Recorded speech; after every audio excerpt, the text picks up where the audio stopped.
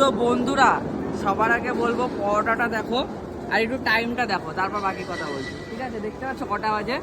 মানে এত রাতে কিন্তু শিয়ালদা স্টেশনে এসলাম আমি, সাথে কিন্তু রয়েছে কৌশিকদা। ঠিক আছে, একটু কাজে এসছিলাম, তো কাজ কমপ্লিট। সকালবেলা এসে তো রাজুদার পরোটা খাওয়া হয় না, তো রাজুদার মতনই একজনে দেখলাম পরোটা বিক্রি করছে। 3টে পরোটা, আনলিমিটেড তরকারি, সাথে একটা লঙ্কা, মাত্র 20 টাকা। ঠিক আছে, ডিমটা কিন্তু ছিল না। যাই হোক, তো চলো, যিনি আর কি পরোটাটা সেল করছেন তিনি আর কি ভিডিও করতে অ্যালাউ করলেন না, পছন্দ করলেন না, বললেন কোনো প্রবলেম আছে। যাই হোক, সেটা বাদ দাও, একটু পরোটাটা খাওয়া যাক।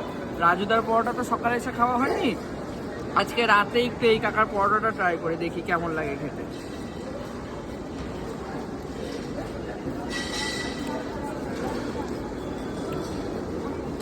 এটাও কিন্তু সোয়াবিন আলুর পরোটা, মানে রাজুদা যেভাবে পরোটা বানায় সেম ভাবে কিন্তু এই পরোটাটা তৈরি করা। চলো একবার খাওয়া যাক।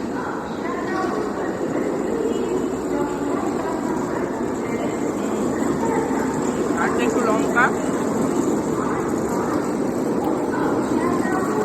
নর্মালি যেরকম পরোটার তরকারি হয় না দোকানে আমরা পাই সেরকমই, কিন্তু তাতে সোয়াবিন দেয় কোথায় কিনা যায় না, এখানে কিন্তু সোয়াবিন দিয়েছে। চলো খাই। ঠিক আছে, রাজুদার পরোটা না খেতে পারলে কি হবে, খেলাম তো, চলো।